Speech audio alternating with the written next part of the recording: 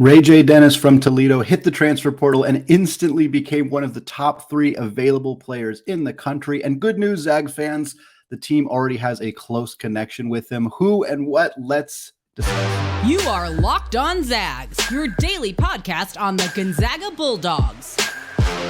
Part of the Locked On Podcast Network. Your team every day.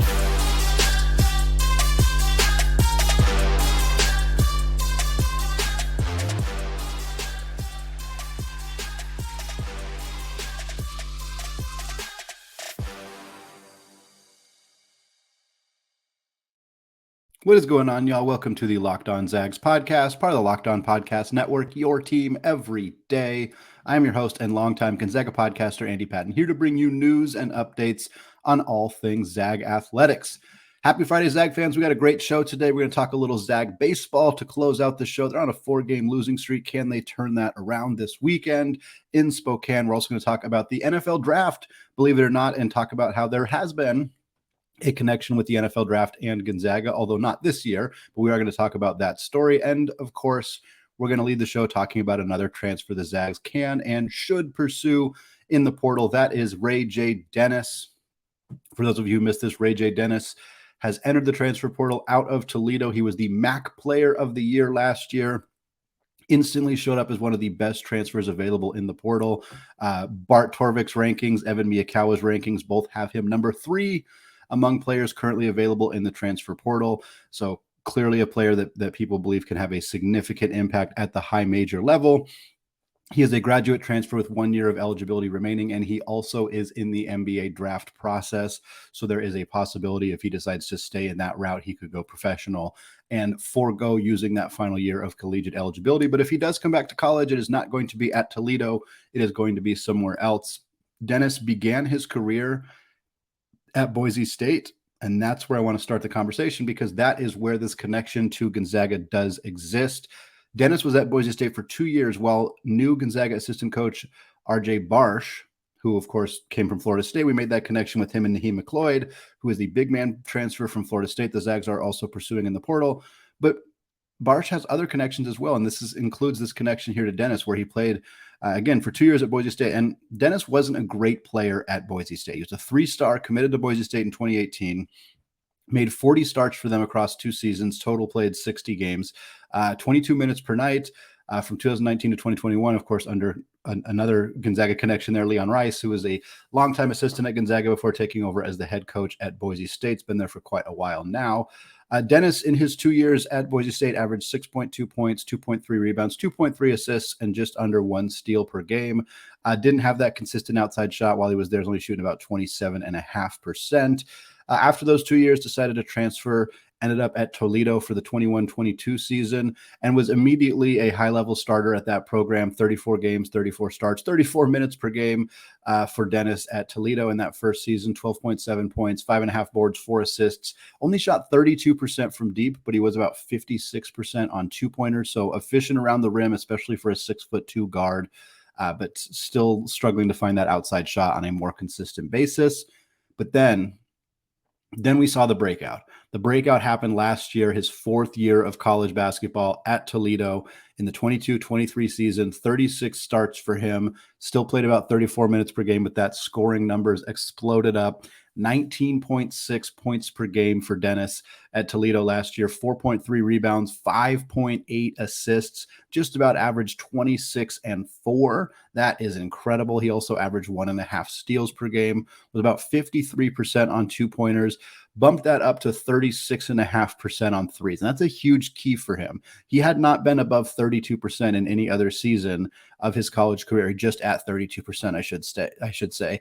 So the 36.5% was a significant career high for him. Can he maintain that wherever he ends up next? That's a big question that a lot of scouts, a lot of coaches are going to have about him, because if he can, then you have a player who really can do just about everything that you want offensively. If the shot isn't there, that limits him a little bit, especially as he gets back into the high major or up into the high major levels. Still, he took 4 attempts a game with that 36%, so definitely plenty of volume shooting from him as well.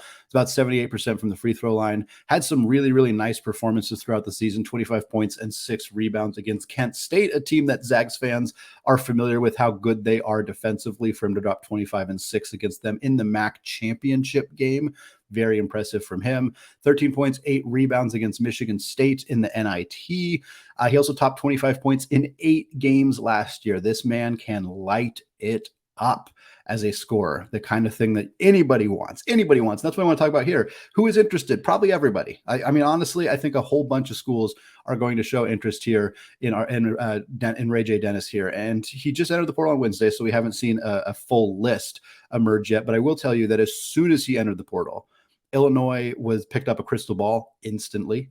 That's never a great sign. And many people have been talking about this connection having happened behind the scenes, and that Brad Underwood has been involved in trying to get Dennis to transfer from Toledo and come to Illinois. You can argue about I'll borrow a word from a recent podcast I listened to, my good friend and host of Locked On Cougs, the Houston Cougars, Parker Ainsworth. He described it as icky, and I get it. And it's not against the rules, and there's some questions on whether that will change, could change, how it would be possible to even try to track anything like that. But if coaches are trying to convince players to enter the portal, there's a little bit of messiness there. I'm not saying that that's specifically what happened here. I want to be clear. I'm not reporting information that this is happening, but it does seem like there was a connection to Illinois that had transpired beyond the time that he actually entered the transfer portal. So we'll see what that means. Again, there's a ton of other schools that will likely be interested here. I suspect Baylor, as a team that is in pretty desperate need of guard help at this point, having lost all 3 of their key guards from last year in LJ Cryer and Adam Flagler, in Keontae George. They also lost Dale Bonner to the transfer portal. I think Arizona could conceivably be involved here as well. Michigan strikes me as a team that might get involved. Memphis, UCLA, especially with Tiger Campbell likely not coming back for that team. Auburn, Duke could get involved, depending on if they think they could find a way to convince him to come to a school where there's already depends what happened with Jeremy Roach at Duke. That's a big story for them. Tyrese Proctor's coming back, but if Roach comes back as well, I'm not sure you could convince Dennis to go to Duke in what would probably be a smaller role. And I think Indiana gets involved here. They need to replace Jalen Hood-Schifino, who's going to be an NBA draft pick this year. So there's a bunch of schools that I think will get involved. We haven't, again, seen full lists, but I wouldn't be surprised to see Gonzaga at the very least checking in here. Again, there is a connection with Coach Barsh. He coached him for 2 years. Everything we have kind of gotten the impression from with Barsh is that he has pretty good relationships with his players, for former and current. You don't really hire a coach who has bad relationships with his players, because that's a bad idea, and it's not going to help you land players in the transfer portal. There's a lot of reasons that Gonzaga brought Barsh in, but one of them is to help them secure talented players in the portal and talented recruits that maybe he has already built connections with. This is an example of that. This RJay Dennis right here is an example of that kind of player that the Zags could bring in because they have a connection to Coach Barsh. Now, the tough part with Dennis right now is trying to figure out what that role might look like. A few weeks ago, this would have been easy. But right now, with Ryan Nembhard and Nolan Hickman and Dusty Stromer, you're looking for a guard who, and Malachi Smith potentially coming back, you don't have guaranteed playing time. I don't see Dennis going to the third-ranked player in the portal right now. I don't see him going to a situation where he's not going to get 30-plus minutes a night, and I'm not sure Gonzaga can adamantly offer that. I think he would play over Nolan Hickman, and I don't know whether that would mean Hickman would slide to the bench, whether that means Nolan Hickman would enter the transfer portal, what that would mean there. It could also mean that Gonzaga is just not going to recruit him. We have to acknowledge that that's a possibility here, that Gonzaga says, hey, we are looking for guards, but we're looking for a guard who's more comfortable being a potential third guard coming off the bench, replacing Malachi Smith from next year if they're assuming that he's not coming back, or maybe even a fourth guard, an Aaron Cook, Gino Crandall type. And I think there's plenty of players they can find in the portal who are willing to play that role at Gonzaga. I do not think Dennis is one of those players. If Gonzaga is willing to take him and reshuffle everything else and potentially lose players because they don't think they're going to play, they may be willing to do that. And his talent level and his facilitation skills and his improving outside shooting probably point to a player that would be really, really good in Mark Few's offense. I don't think there's much debate there, but there is the balancing act of trying not to piss off the players you currently have on your roster, acquire too much of a good thing and not know how to play it, which is something that has happened in the past, and really just having a bunch of 6'2" guards kind of is an issue. Like, I could see a situation where if Dennis were to come to Gonzaga, where this could actually impact playing time more so for somebody like Steele Venters, where you would play a lot of 3-guard lineups with Dennis, with Hickman, with Nembhard all playing at the same time. And you can get away with that in the WCC. But that's 3 guys who aren't over 6'2".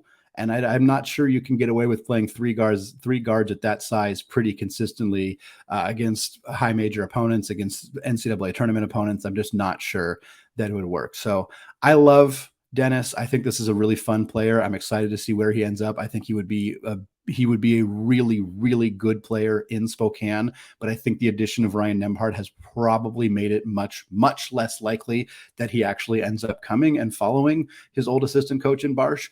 But we'll see. RayJ Dennis, fun player to keep an eye on, keep the name in your mind, potentially a fit that maybe Mark Few is willing to move the pieces around and see if he could make this work. Well, the NFL draft is going on this weekend. While the Zags aren't usually involved in any conversations, any conflict, any drama, anything going on with the NFL draft, that has not always been the case. And more coming up on that after a word from today's sponsor, Built Bar. If you're looking for a delicious snack, but you don't want all of the sugar and calories, then you need the best tasting protein bar ever built. Built Bars are healthy and they taste amazing. Seriously, they taste so good you will not think they're healthy for you. What makes Built Bars so good? Well, for starters, they are all covered in 100% real dark chocolate. That's right, real chocolate. And they come in unbelievable flavors like churro, peanut butter brownie, and cookies and cream. I'm not sure how Built does it, but these bars taste like a candy bar while maintaining amazing macros. Then they have 130 calories and 4 grams of sugar with a whopping 17 grams of protein. And now you don't need to wait around to get a box. For years, we've been talking about ordering your Built Bars at Built.com, but now you can get them at your local Walmart or Sam's Club, while you can still get specialty flavors at Built.com. That's right. Head to your nearest Walmart today, walk to the pharmacy section, and grab yourself a box of Built Bars. You can pick up a 4-bar box of cookies and cream, double chocolate, or coconut puff. And if you're close to a Sam's Club, run in and grab a 13-bar box with our hit flavors, brownie batter puff and churro puff. You can thank me later. Built Bar, proud sponsor of the Locked On Podcast Network. All right, segment 2, still Andy Patton, still Locked On Zags. And I want to thank all of you for making Locked On Zags your first listen every day. For you everyday listeners, next week on the show, we got more transfer portal coverage as Gonzaga looks to fill out their backcourt. We're going to continue our season in review series as well. So plenty of good stuff coming your way next week here on Locked On Zags. For right now, though, I want to kind of pivot to a little bit more of a fun topic here as we close out the week. Happy Friday, everybody, for those of you listening here on Friday. We're going to talk about Demetri Goodson, Meech, for those of you who recall Demetri Goodson's excellent, short-lived, kind of baffling career for the Gonzaga Bulldogs, as well as the rest of his career, which we'll talk about here. Demetri Goodson ended up getting drafted in the NFL draft. He started his college career at Gonzaga as a point guard, finished his college career as a cornerback at Baylor, and ended up getting drafted by the Green Bay Packers. It is not a trajectory that you see all that often, but here, as we are in the middle of the NFL draft, as we're recording this Friday morning, the first round happened. We saw the Seattle Seahawks add a couple of dynamic players, Jackson Smith-Njigba, wide receiver out of Ohio State, Devin Witherspoon, cornerback out of Illinois, for those of you who are Seahawks fans. I know not all of you are, so we're not going to spend too much time on that, but the NFL draft, always a very exciting, fun event for football fans, for college football fans. Makes schools like Gonzaga feel a little bit left out, but they haven't always been left out. And that's kind of what I want to talk about here. Again, Meech started his career at Gonzaga in 2008, 34 games, 0 starts there, just scored 4 points, 1.5 assists. Then he stepped into a starting role. And for 2 years, as a sophomore and as a junior, Demetri Goodson was the starting point guard at Gonzaga. When you go through the history of Gonzaga starting point guards, Meech isn't a name that gets brought up till towards the very end. And I am not trying to discredit him. He was a very, very good athlete. He just wasn't a great basketball player. He made the right decision in ultimately deciding to pursue a different sport, which is just not something you see players do very often. And if they do, it's usually at the latest their first year in college. Meech played 3 years at Gonzaga on the basketball team. Again, he started as a sophomore, 33 starts, played 25 minutes per game, 6.5 points, about 2 assists per game. Junior year, again, full-time starter, 35 games, all of them as a starter, 5.5 points, 2.5 assists.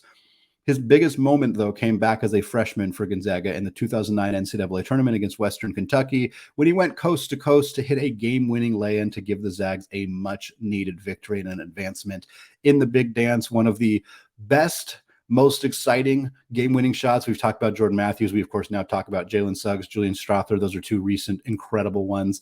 But the Demetri Goodson one was an excellent one as well that kind of gets lost in the annals of history, unfortunately for him. But after 3 years at Gonzaga, he transferred. And even in 2011, when this happened, transferring was just much less common, period, because the transfer portal hadn't come out and players had to sit out a year in order to transfer. It just wasn't something that happened all that much.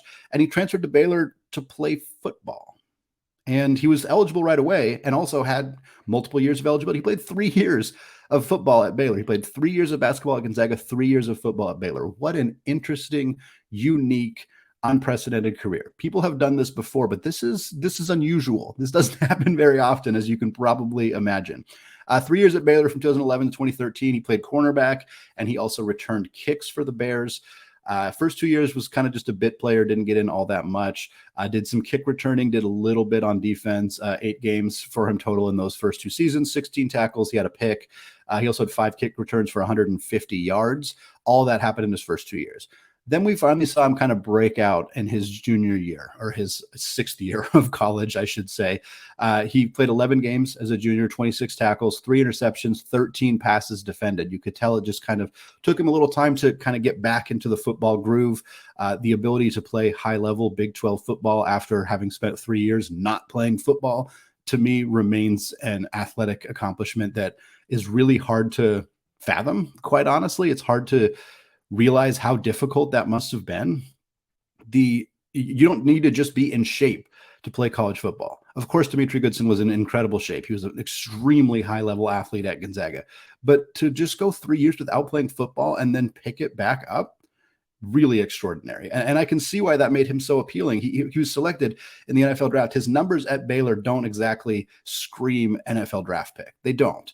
He was a fine cornerback for a decent Baylor team. He showed some promise as a kick returner, but I think NFL scouts looked at him and said, look, this dude didn't play football for 3 years. And then in 3 years at Baylor, he turned into a good high level starter at this, at this level. And I think for scouts, like, you have to bank on somebody who's that athletic, that talented. And so in the 6th round, with the 197th overall pick, the Green Bay Packers said, yeah, that's our guy. We're going to take Dimitri Goodson, former Gonzaga point guard Dimitri Goodson, coming to the NFL to play for the Green Bay Packers. And injuries, unfortunately, derailed Meech's career at that level. He didn't get to reach the potential that I think he may have had. He had a fine professional career. It's not like he was bad. He made 254 snaps total on the defensive side of the football, 337 snaps on special teams, which is not a surprise. Usually defensive backs picked in the last few rounds of the NFL draft are often drafted with the intention of becoming special teams players. It is always critical for teams to have good special teams contributors. Meech was kind of, I think, drafted with that in mind, because you don't need a lot of technical skills. You just sprint down the field as fast as you can and make hits. And there was a lot of reason to believe that Meech, as the kind of athlete that he was going to be very good at that. And he was.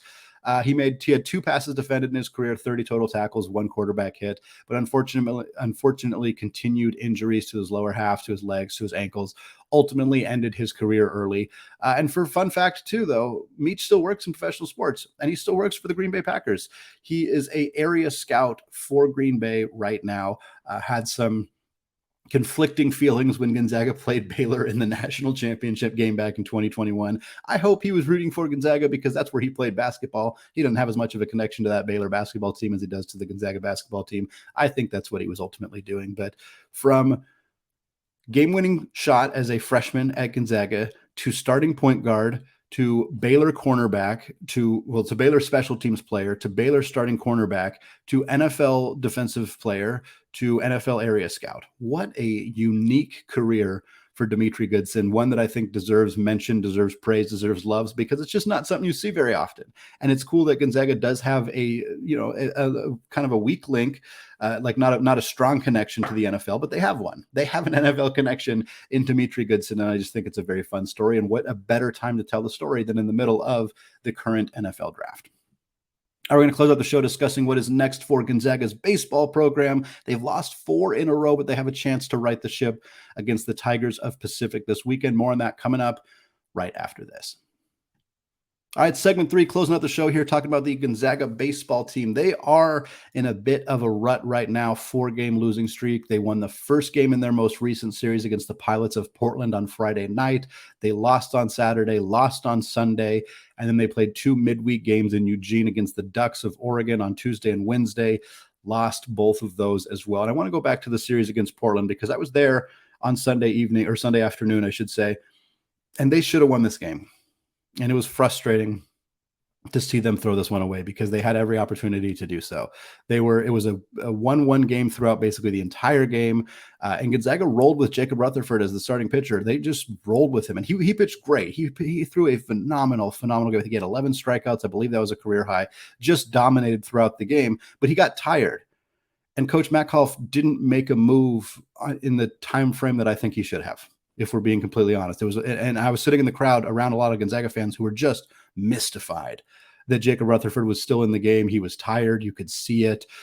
He made a throwing error that led to a run, and this was in the 8th inning. So UP scored. They go up 2-1 in the 8th inning, and I thought, okay, they got to take him out now, or at least take him out before the 9th. He gets out of the inning, and then in the top of the 9th, Gonzaga scores 3 runs to make it a 4-2 game, and you think, boom, it's over. Bring in your closer, shut this bad boy down, go home with the series win in Portland.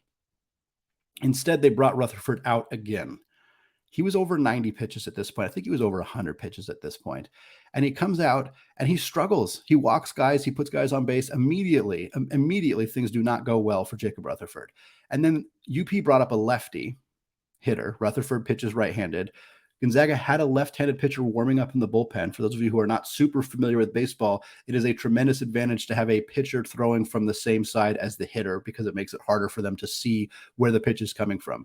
Bringing in a left-handed pitcher to face a left-handed hitter in a critical bottom of the 9th, runners on base, you have a slim lead situation, made perfect sense. Perfect sense. Instead, Metcalf continues to roll with Rutherford, who at this point is over 120 pitches, which is, again, for people who aren't baseball people, that is a staggering number. In college, you rarely throw guys over 100 pitches. You rarely throw guys over 90 pitches. And he was at over 120 pitches. Well, the left-handed guy gets a base hit, scores the tying run. And at that point, finally, Coach Metcalf makes a decision, brings Rutherford out of the game, brings the left-handed pitcher in to face a right-handed batter, which is not normally what you do. Normally, you bring in a same-handed arm. You bring in a righty to face a righty. You bring in a lefty to face a lefty. Bringing in the lefty, Bradley Mullen, to face a righty when he could have come in and faced the lefty was a very, very strange decision to me. I turned to my wife and I said, I'm not sure Mullen's going to get through any pitches before this game is over. He threw 2 pitches. On his second pitch, the right-handed hitter, base knock, scored the game-winning run. UP running around, celebrating, going crazy, and I thought, we didn't need to lose this game. No reason for Gonzaga to lose this game. And I tend to stay away from coaching criticism on this podcast very often, but having been at that game live and watching how that happened, it was frustrating. It was tough to watch. It was a tough game to watch. And hopefully Gonzaga baseball staff can figure out some ways to make some changes, make some adjustments here, because it's been a bit of a rough stretch. And I think part of the issue for Gonzaga is just a lack of pitching depth. And it's hard when you lose so much talent, and they lost so much talent from last year's team. Gabriel Hughes, 10th overall pick to the Colorado Rockies. He's now throwing for the Spokane Indians. Tristan Vreeling was a 3rd-round pick. He's with the New York Yankees in their system. William Kempner, I can't remember exactly where he got picked. I think around the same spot. He's at the San Francisco Giants. Brody Jesse got drafted. He's with the Cincinnati Reds. So you lose 4 arms. And it's, you replenish as best you can, but I don't think that the guys they have it's hard to replace that level of talent. All 4 of those guys getting drafted, one of them in the 1st round. But I think that there's still work to be done here. I mean, even in these 2 games against UP, they lost 11-4 and they lost 10-5 in the second game. They have 21 runs in 2 games. Not to UP, to Oregon. Oregon, top 25 ranked team, but still, you get 21 runs in 2 games. It's not going to get it done. So they have an opportunity now to kind of swing things back in the other direction, hopefully get a 3-game sweep here against the Tigers of Pacific, who they host at Patterson Baseball Complex in Spokane this weekend. Pacific is 13-25 on the year, and they're only 5-13 in WCC play. Pacific, not a program that has done a whole lot in really any sports since they have been in the WCC. Certainly they haven't been a big contributor on the men's basketball side or the women's basketball side. And they had some baseball success early in their tenure when Ed Sprake was their head coach, but there were some violations there. He's out. And since then, Pacific baseball has not been very good. They got their first series win last week against Pepperdine. They scored 29 runs in 3 games against the Waves, which is kind of alarming, but also they gave up 29 runs. So we will see how that shakes out over the weekend. They're going to play tonight. For those of you listening on Friday, they of course got Saturday and Sunday afternoon as well. It sounds like the weather is great in Spokane. The weather is great here in Beaverton, Oregon, where I am. So if the weather's great in Spokane, you live in that area, go check them out. It's so fun. I know I said it was frustrating on Sunday, but I also just had a blast watching live baseball, watching college baseball. It's so fun. I encourage everybody to go see it as much as you possibly can. Hopefully for the Zags, it results in 3 straight wins and a continued success as they look to kind of get this season back on track for the next couple of weeks. All right, that is going to do it for me today and for this week.